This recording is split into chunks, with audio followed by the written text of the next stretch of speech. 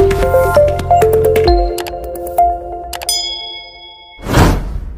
चलो इन्वायरमेंट का हम लोग तो पहला टॉपिक हम अपना देखते हैं। तो क्या है हमारा पहला टॉपिक निकल कर है यहाँ पे, climate smart public private partnership. ठीक है, अब देखो इसमें क्या है, ये जो आपका टॉपिक यहाँ जितना डिटेल में दिया है ये सब कुछ जानना उतना जरूरी नहीं है, क्योंकि इससे देखो डायरेक्ट में इसमें क्वेश्चन नहीं बनते। हाँ, जलवायु परिवर्तन के संबंध में क्या आपके उपाय होने चाहिए, तो उसमें देखो एक ये उपाय जो कि यहाँ पे महत्वपूर्ण हो जाता है। तो इस नाते हम समझेंगे कि ये है क्या। बस हमको इतना जानना है कि आपका ये जो climate smart public private partnership है ये क्या है और किस तरह से जो कि जलवायु परिवर्तन को रोकने में हेल्प कर सकता है। इतना आपको ये बेसिक नॉलेज यहाँ पे होना चाहिए। ठीक है, तो समझो ये क्या है। देखो इसमें जैसा लिखा है ना आपका पब्लिक प्राइवेट पार्टनरशिप, यानी कुछ ऐसा चीज़ है जिसमें देखो पब्लिक यानी गवर्नमेंट है और जो निजी प्राइवेट यानी निजी क्षेत्र है, उन दोनों की भागीदारी से जो कि क्लाइमेट स्मार्ट यानी क्लाइमेट को जो कि क्लाइमेट की जो भी चिंताएं हैं उसको दूर करने की कोशिश की जाएगी। इतनी बातें आपको समझ में आई वर्ड से।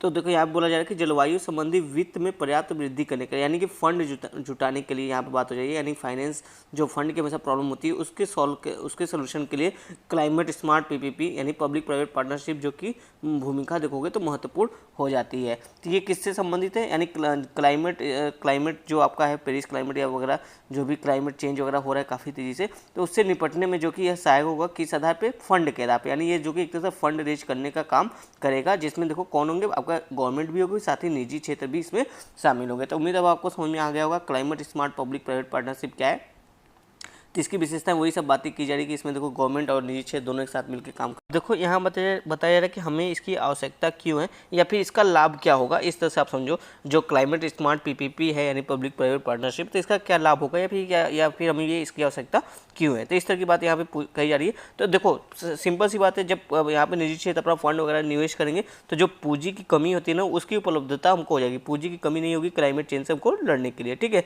फिर इसी तरह देखो आपका जो तकनीकी विशेषज्ञता भी हासिल होगी, क्योंकि देखो निजी क्षेत्र R&D पे काफ़ी फोकस करते हैं। तो अगर वो जलवायु परिवर्तन संबंधी R&D वगैरह किए होंगे तो उनकी जो टेक्नोलॉजी वो जो कि गवर्नमेंट को मिलेगी और गवर्नमेंट और निजी क्षेत्र जो कि इस पर दोनों एक साथ मिलकर जो कि काम करेंगे। तो ये अच्छा एक जो कि अप्रोच आपको देखने को मिलता है। साथ ही समावेशी दृष्टिकोण भी देखने को मिलेगा, यानी कि अभी देखो जो जलवायु परिवर्तन वो केवल अकेले गवर्नमेंट की बस की बात नहीं कि गवर्नमेंट जो कि उसको खत्म कर दी। यहाँ पर देखो जो पब्लिक है उसका भी जो कि योगदान चाहिए, जो उद्योगपति है, जो ऐसे जलवायु परिवर्तन से संबंधित जो R&D वगैरह करे, रिसर्च वगैरह करे, विशेषज्ञ है, उनकी भी जरूरत हमको पड़ेगी।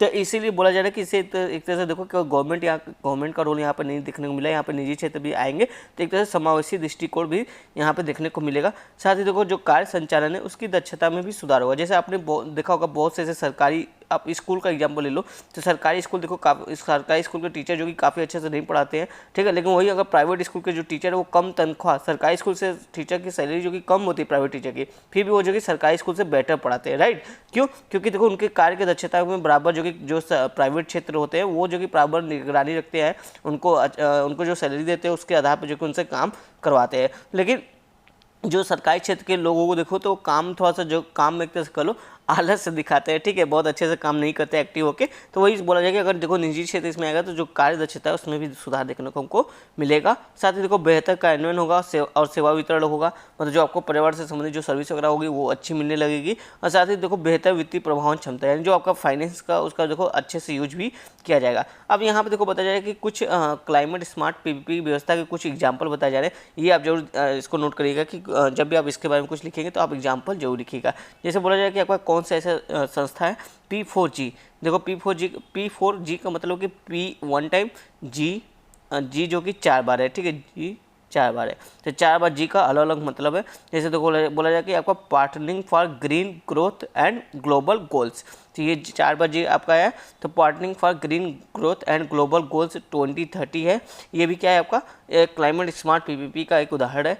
यह देखो बताया जाए यह एक ऐसी वैश्विक पहल है जो सार्वजनिक निजी भागीदारी के माध्यम से जलवायु कार्रवाई और हरित आर्थिक विकास से संबंधित मुद्दों का समाधान करने का प्रयास करती है। यानी कि ये देखो ग्रीन इकोनॉमी के डेवलपमेंट में जो कि ये काम करती है, उसमें कोई भी समस्या होता है तो उसको समाधान करने का काम करती है।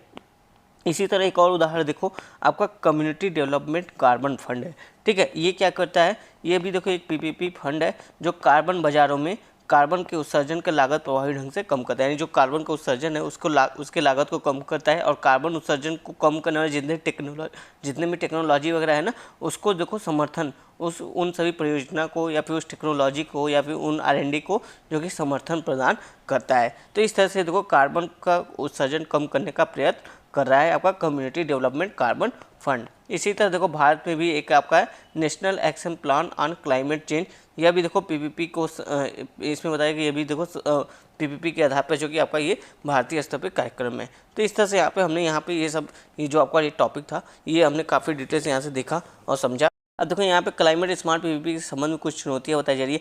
चुनौती में वही देखो जो नीतिगत जो समस्याएं हैं, जैसे मान लो गवर्नमेंट कुछ पॉलिसी बनाना चाहती है, निजी क्षेत्र जो कि कुछ और चाहते हैं, तो इस तरह की समस्या यहाँ पे देखने को मिलेगी, यानी बैलेंस नहीं देखने को मिलेगी। और साथ ही देखो राहत और क्षतिपूर्ति, यानी मान लो क्लाइमेट चेंज संबंधी जो कि निजी क्षेत्र ने अपना इन्वेस्टमेंट वगैरह कर लिया, लेकिन अगर वो लॉस हो गया, वो काम नहीं आया, तो उनका लॉस कैसे जो कि पूरा होगा।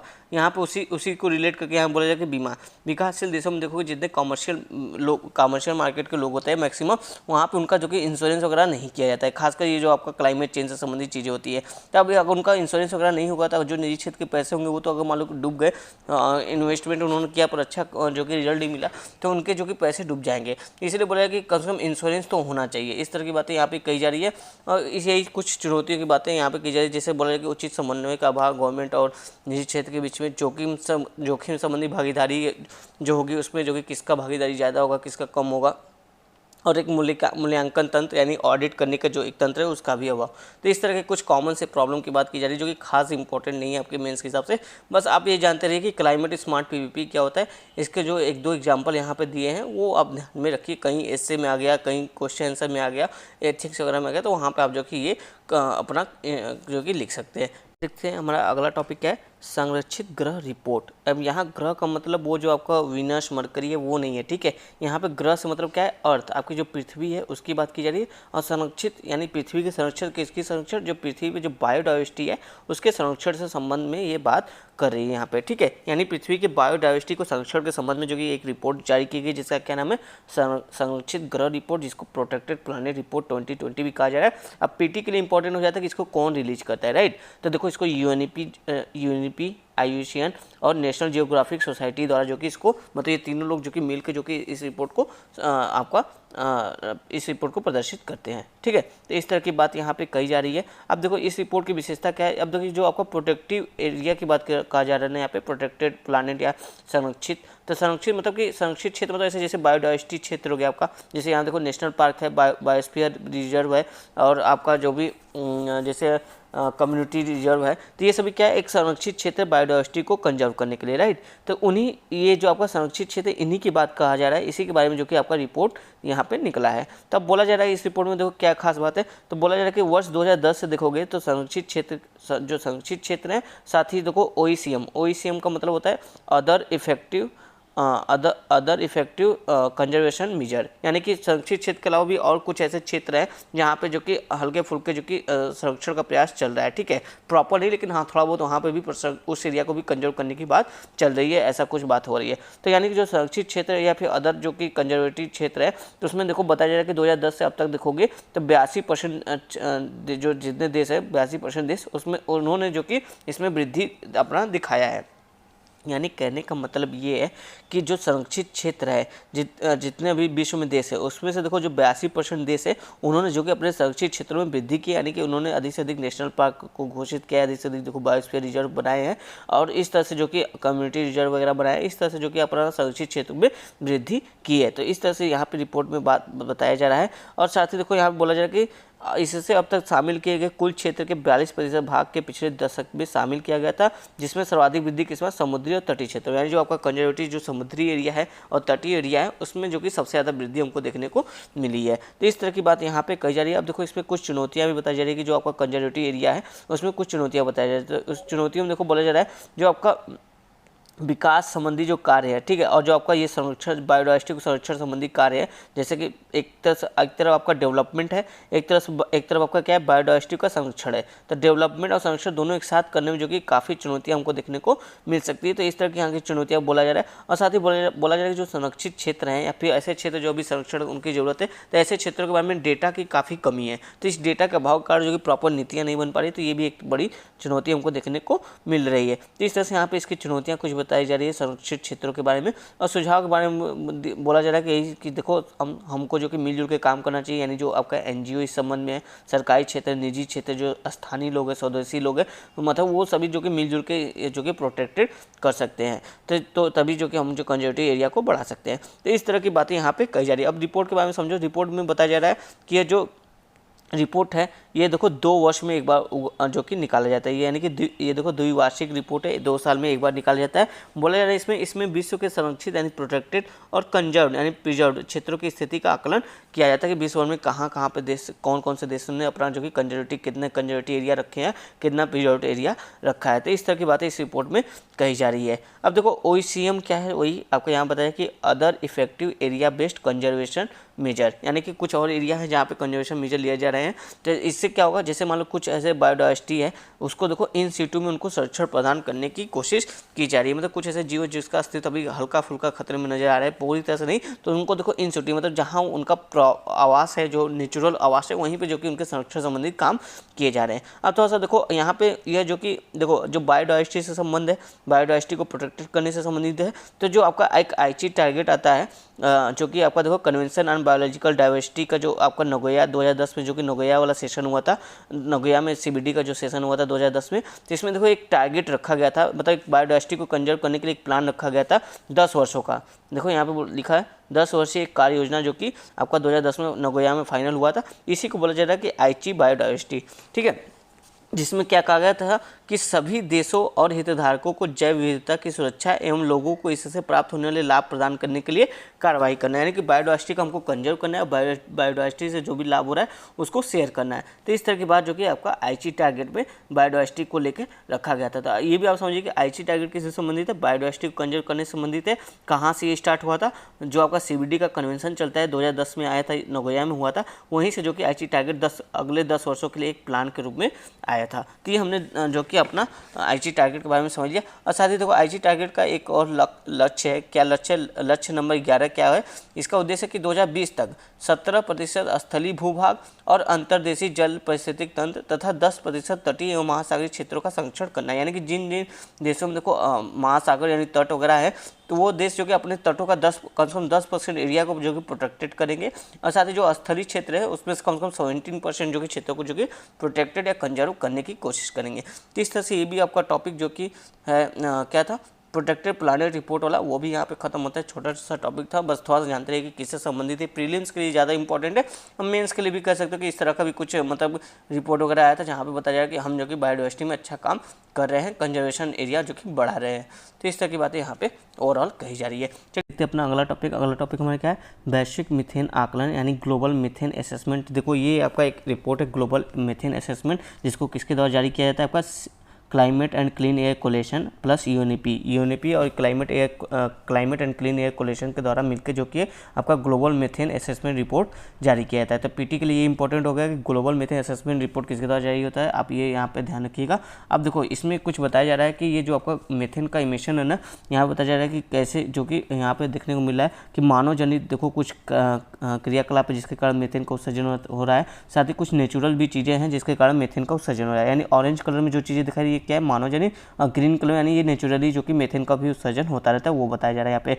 तो जैसे देखो मानवजनित में बताया जाए जो फॉसिल फ्यूल का प्रोडक्शन होता है या यूज होता है, उसमें देखोगे तो काफ़ी ज़्यादा जो कि मीथेन का उत्सर्जन वगैरह होता रहता है। ठीक है, अब आगे देखो यहाँ पे बताया जा रहा है कि जो बायोमास है या बायोफ्यूल है उसके बर्निंग से भी, ये देखो मानवजनित भी हो सकता है, प्राकृतिक भी हो सकता है, तो इसलिए देखो ये दोनों कलर से यहाँ पे दिखाया गया है। तो यानी बायोमास एंड बायोफ्यूल की बर्निंग से भी मीथेन गैस जो कि उत्सर्जित होता है आपका। अब वेटलैंड से भी मीथेन गैस काफ़ी उत्सर्जित होता है। इसके साथ ही साथ देखो बताया जा रहा है यहाँ पे देखो अदर नेचुरल इमिशन, जैसे आपका जियोलॉजिकल ओशियन है, टर्मिट्स है, इस सब के कारण जो मतलब दीमक वगैरह है, इन सब के कारण भी जो कि मीथेन गैस जो कि रिलीज वगैरह किया जाता है एटमॉस्फेयर में।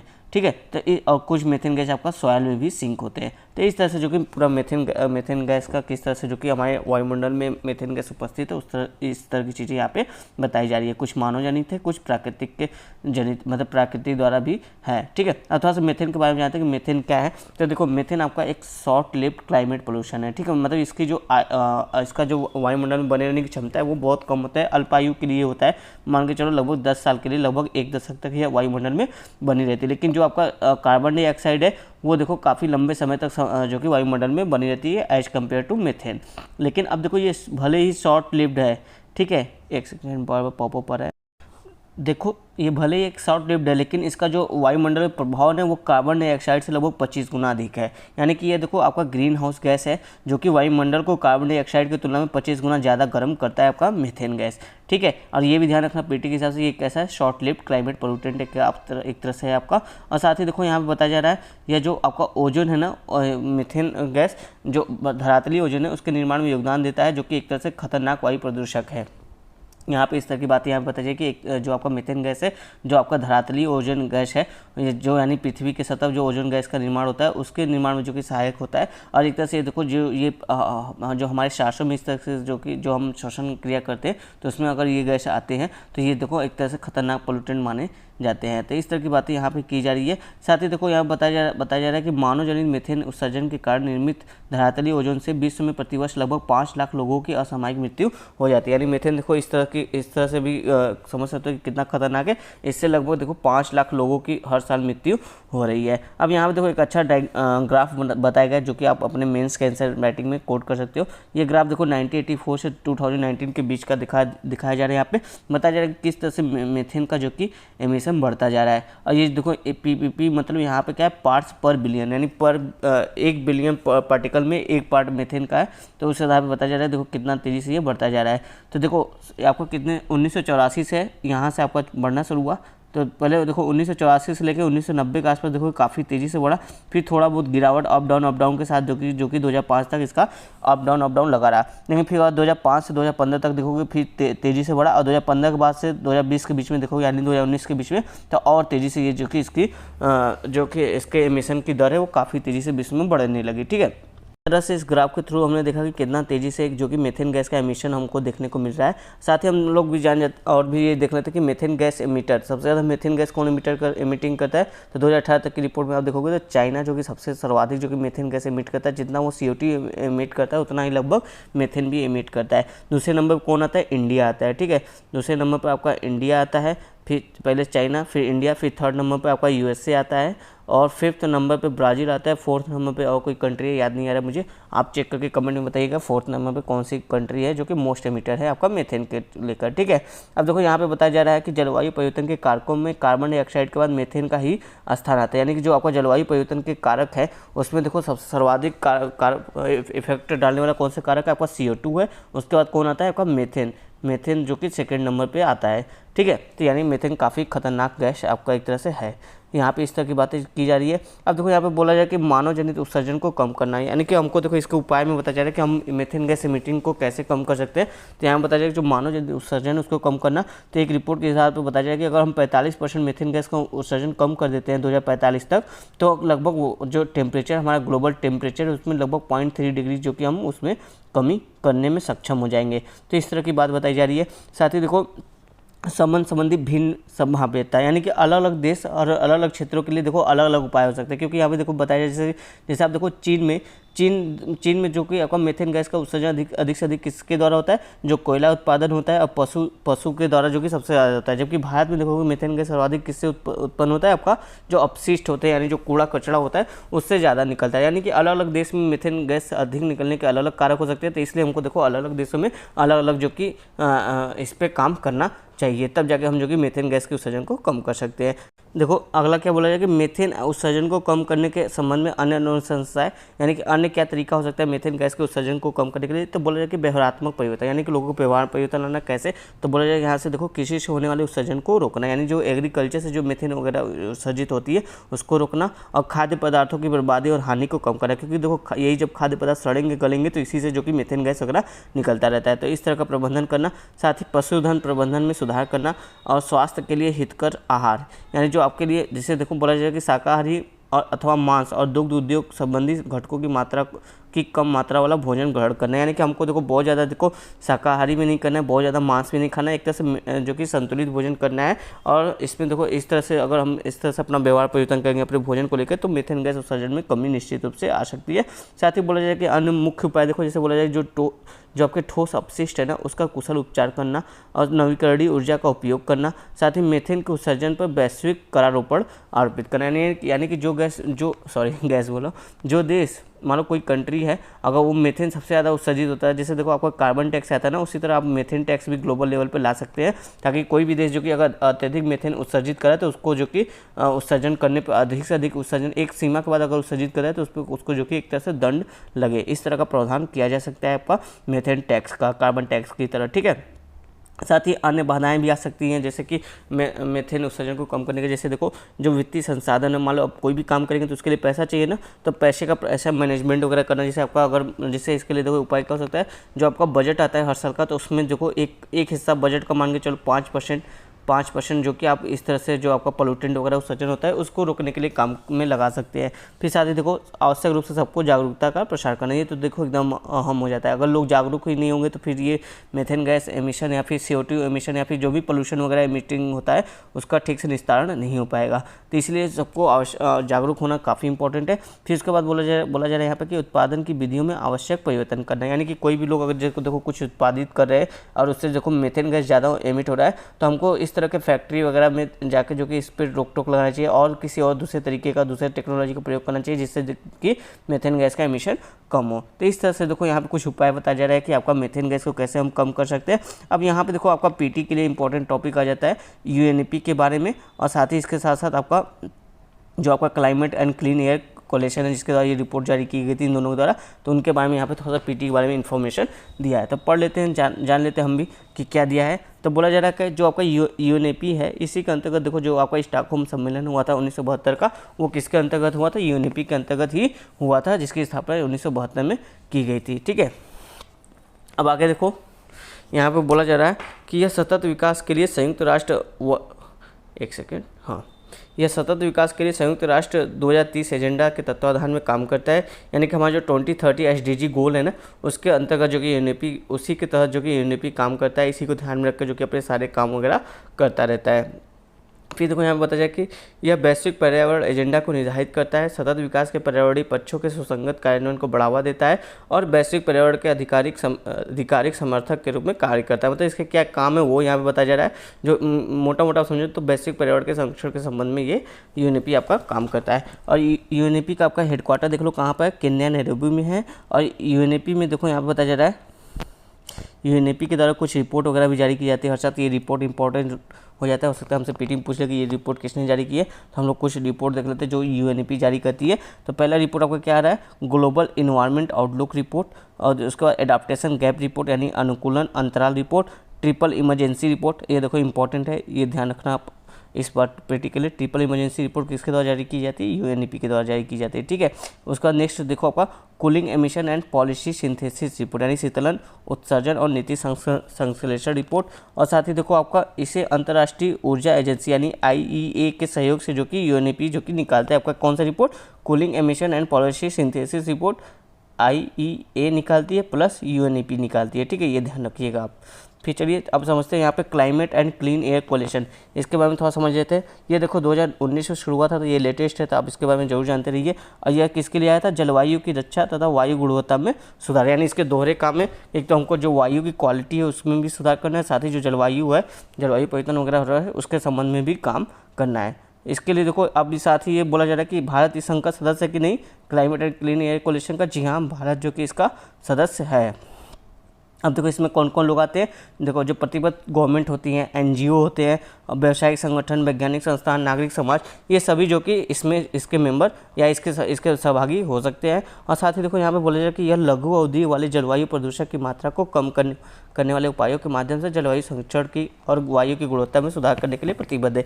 यानी ये जो आपका लॉन्ग टर्म वाले जो प्रदूषक है उस पर काम नहीं करता है, जो शॉर्ट टर्म वाले वायु प्रदूषक है या फिर क्लाइमेट चेंज को प्रभावित करते हैं ऐसी चीज़ें जो शॉर्ट टर्म के लिए उस पर काम करता है। तो कहने को तो ये CO2 पे काम नहीं करेगा, क्योंकि CO2 देखो आपका लॉन्ग टर्म वाला है, लेकिन मीथेन जो कि आपका शॉर्ट टर्म वाला है, तो इसलिए आपका climate and clean air pollution methane के संबंध में जो कि उपाय संबंधित काम करता रहता है। तो ये हमने मीथेन वाला टॉपिक काफ़ी डिटेल से देखा।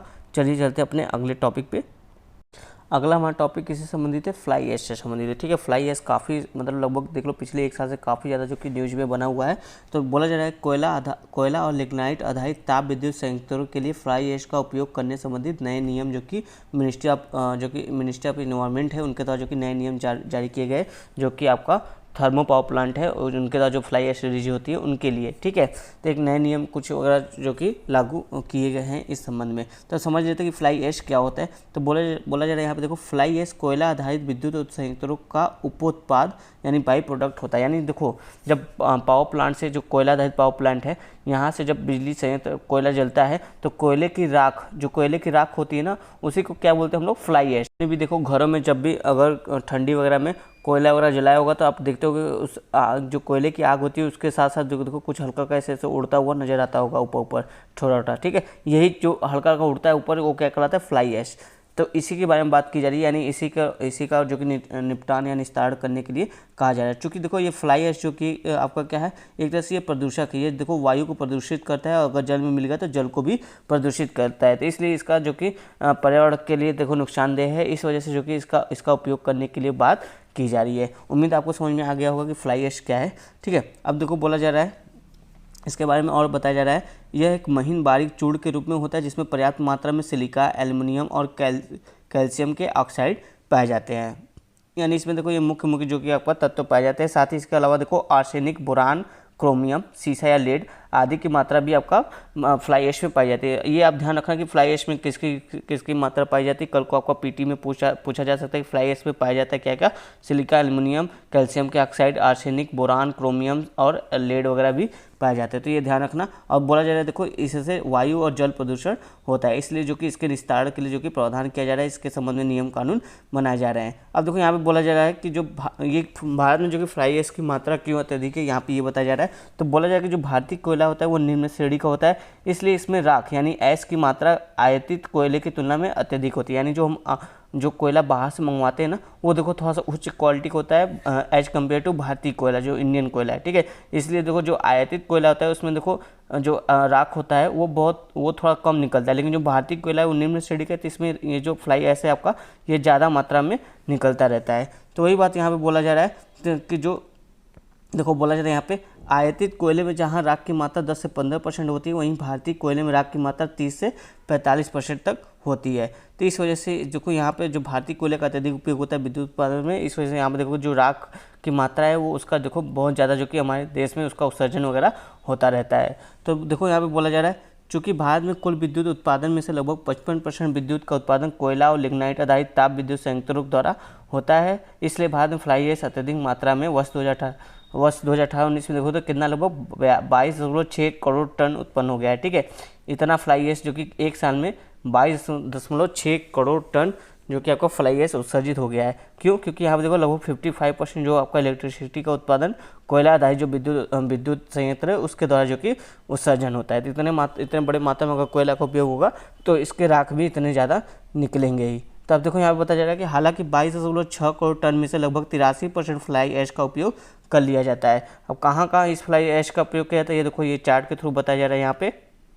तो चलिए देखते हैं इस चार्ट को। यहाँ पे बताया जा रहा है कि देखो 26% फ्लाई ऐश का प्रयोग सीमेंट बनाने में कर लिया जाता है, और 5% फ्लाई ऐश का प्रयोग जो माइन होता है यानी जो कोल माइन वगैरह जो भी माइन वगैरह होता है उसको भरने में कर लिया जाता है, और 9% जो कि ब्रिक्स और टाइल्स बनाने में इसका प्रयोग कर लिया जाता है। और देखो 15% जो का reclamation of low laying area यानी जो आपका ऐसे एरिया जो कि काफ़ी जो कि गड्ढे वगैरह में गहरे में है तो उसमें सुधार करने के लिए जो कि फ्लाई ऐश का प्रयोग 15% कर लिया जाता है।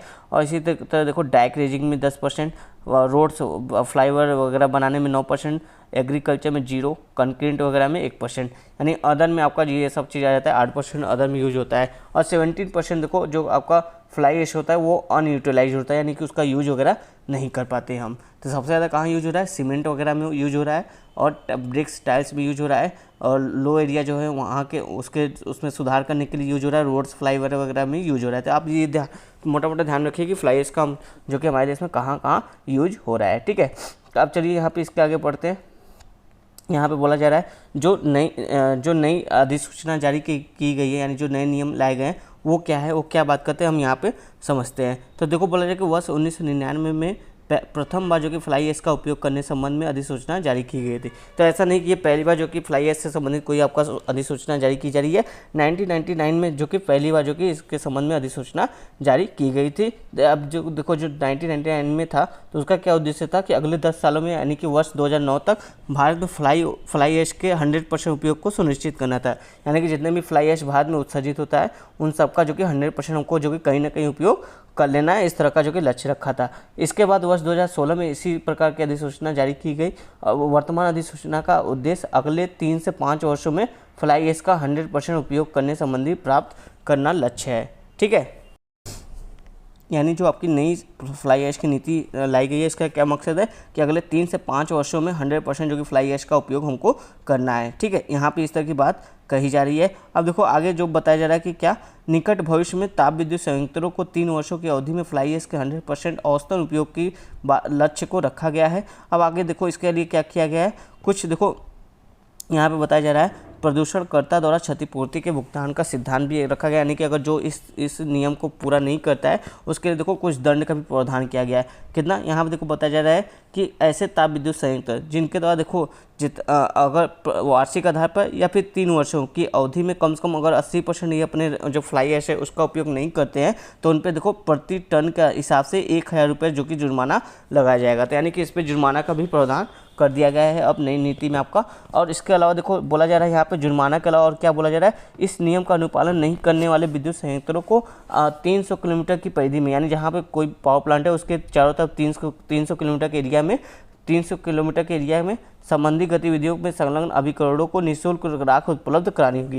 यानी देखो ये एक पावर प्लांट है आपका, अगर ये जो पावर प्लांट जो कि नियमों को पालन नहीं कर रहा है तो इसके आसपास 300 किलोमीटर एरिया में जो भी सड़क वगैरह या कुछ भी निर्माण हो रहा है जहाँ पे जो कि फ्लाई ऐश का प्रयोग किया जा सकता है, तो वहाँ पे जो इसका फ्लाई ऐश है उसको उठाकर जो कि इस निर्माण में लगा दिया जाएगा, और वो भी निःशुल्क, यानी इसके लिए इसको कोई पेमेंट वगैरह नहीं दी जाएगी। तो इस तरह का भी प्रावधान, एक तरह से दंड का प्रावधान किया गया है। साथ ही देखो इसमें सीपीसीबी की भूमिका जो कि लगा दी गई है। तो सीपीसीबी क्या करेगा, सीपीसीबी के अध्यक्ष की अध्यक्षता वाली एक समिति फ्लाई ऐश के उपयोग के पर्यावरणीय दृष्टि से अनुकूल उपायों का परीक्षण, समीक्षा और अनुशंसाएं करेगी। यानी सीपीसीबी देखेगी कि जो फ्लाई ऐश का प्रयोग हो रहा है वो सही से हो रहा है कि नहीं हो रहा है, उसका ठीक से जो कि निस्तारण हो रहा है कि नहीं हो रहा है, मतलब वो सब कुछ जो कि देख रहेगी। इस पर जो कि काम कौन करेगा, सीपीसीबी जो कि इस पर जो कि काम अपना करेगा। तो इस तरह से कुछ यहाँ पे फ्लाई ऐश के संबंध में बात की जा रही है आपकी।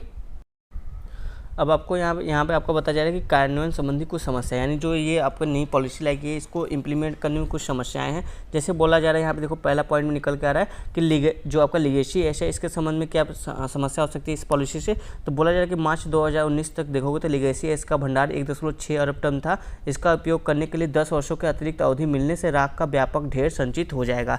यानी कि जो लीगेसी ऐश है इसके लिए बोला गया कि आप मतलब जितना भी इकट्ठा ऐश वगैरह यानी राख वगैरह हो चुका है अब तक उसका निस्तारण नहीं हुआ, तो उसके निस्तारण में देखो अगले 10 वर्षों का समय दे दिया गया कि 10 वर्षों में आप इसका निस्तारण कीजिए। तो ये 10 वर्ष का जो समय काफ़ी लंबा दे दिया गया है, क्योंकि इससे आप देखोगे तो और भी जो कि राख वगैरह इकट्ठा होते रहेंगे जो फ्लाई ऐश अगर उनका ठीक से निस्तारण नहीं कर दिया गया। तो अभी भी देखो 1.6 अरब टन जो कि इस तरह के राख जो कि हमारे देश में पड़े हुए हैं जिसका उपयोग अभी तक नहीं हुआ है।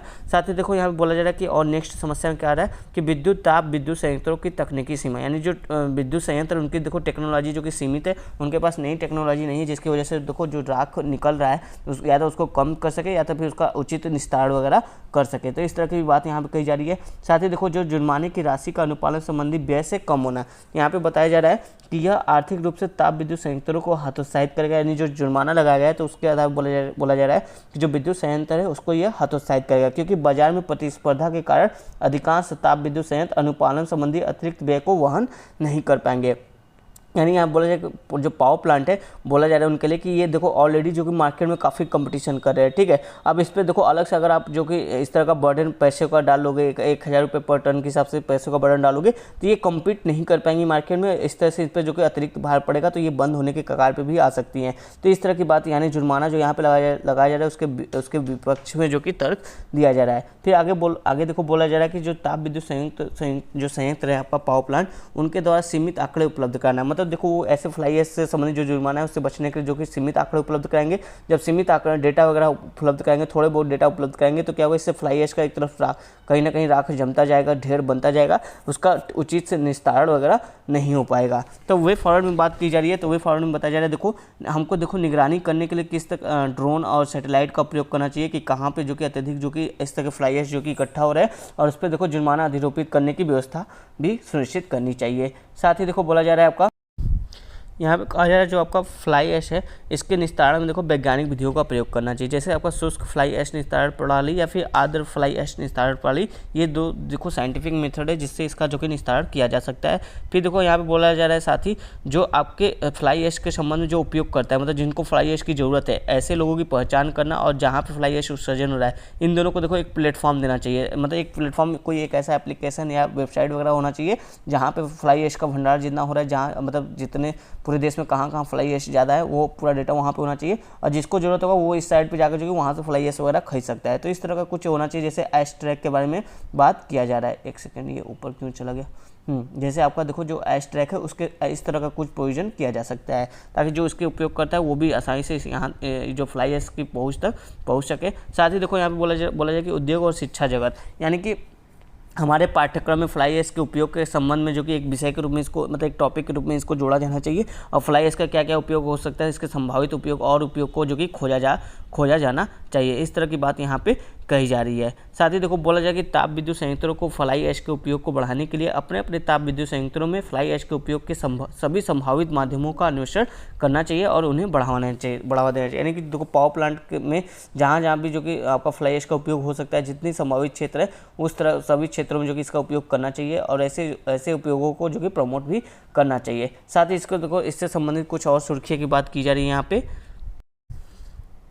कोयला आधारित ताप विद्युत संयंत्रों में बायोमास के उपयोग के लिए राष्ट्रीय मिशन, यानी कि देखो ऐसा जो आपको कोयला आधारित पावर प्लांट है वहाँ पे देखो कोयला का भी प्रयोग किया जाएगा और साथ ही पावर प्लांट में बायोमास का भी प्रयोग किया जाएगा, यानी दो ईंधन का एक साथ प्रयोग करने का जो कि एक राष्ट्रीय मिशन जो कि प्रस्तावित किया गया है। किसके द्वारा? आपका जो विद्युत मंत्रालय है उनके द्वारा। इसका उद्देश्य क्या है? देखो पराली दहन के कारण होने वाले वायु प्रदूषण की समस्या का समाधान और ताप विद्युत उत्पादन से संबंधित जो कार्बन फुटप्रिंट है उसको कम करना। यानी इसका देखो दोहरा लाभ होगा। अगर एक तरफ देखो हम कार्बन आपका कोयला आधारित जो ईंधन है और बायोमास जो ईंधन है उसको पावर प्लांट में यूज करेंगे, तो एक सेकंड आपको समझ में आएगा।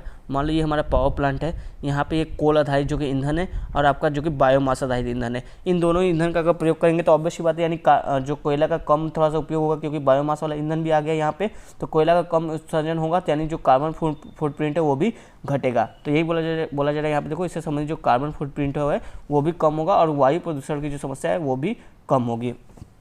तो इस तरह का कोई मिशन आपका इलेक्ट्रिसिटी जो मिनिस्ट्री है, विद्युत मंत्रालय है, उनके द्वारा इस तरह का मिशन अभी प्रस्तावित है। देखो इसका उद्देश्य क्या होगा, इससे देखो बोला जा रहा है कि इससे ईंधन के स्वदहन, यानी एक ही दहन प्रणाली में दो भिन्न ईंधनों का दहन होगा, जिससे देखो वर्तमान स्तर में 5% तक, यानी जो बायोमास का यूज है उसमें देखो 5% तक का जो कि वृद्धि देखी जा सकती है।